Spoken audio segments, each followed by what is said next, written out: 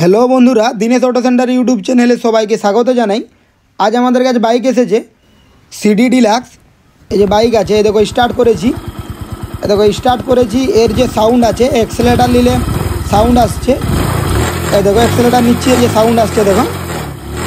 এই যে প্রবলেম, যে এটা হচ্ছে এর যে অ্যাক্সেলেটার নিলে যে সাউন্ড আসছে, এটার যে প্রবলেম, এটা যদি আমি উঁচু নিচু রাস্তায় ছুটাই তাহলে এটার যে আওয়াজ আছে ভেঙে পড়ে যাওয়ার মতো আওয়াজ হয়।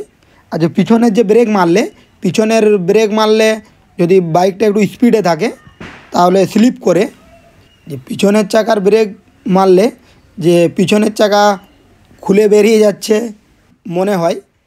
তো চলো, এটার যে প্রবলেম, এই দেখো যে ফাউন্ডেশন যে বোল্ট আছে, ইঞ্জিনের যে ফাউন্ডেশন বোল্ট লুজ আছে, ইঞ্জিন নড়ছে। তো এই যে ফাউন্ডেশন বোল্টগুলো, এগুলো টাইট দেওয়া নেই।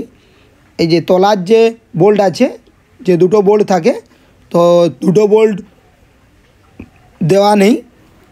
তো এটার আমরা ফাউন্ডেশন বোল্ট টাইট দেবো, আর তলার যে দুটো বোল্ট আছে দুটো বোল্ট টাইট দেবো।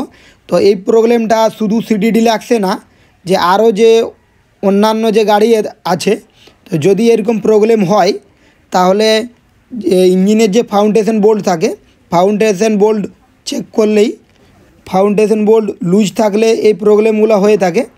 তো এর যে নাট বোল্ট আছে, যে 13 নম্বর বোল্ট লাগিয়ে দিয়েছি, এবার যে ফাউন্ডেশন বোল্ট টাইট দেওয়া হয়ে গেছে। এবার স্টার্ট করে দেখাচ্ছি যে সাউন্ড আসছিল। এ দেখো স্টার্ট করলাম, এ দেখো এখন অ্যাক্সেলেটার নিচ্ছি, আর কোনো সাউন্ড নেই।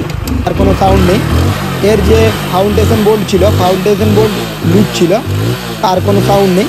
আর যে ব্রেক মারলে যে প্রবলেম হচ্ছিল, আর প্রবলেম হবে না।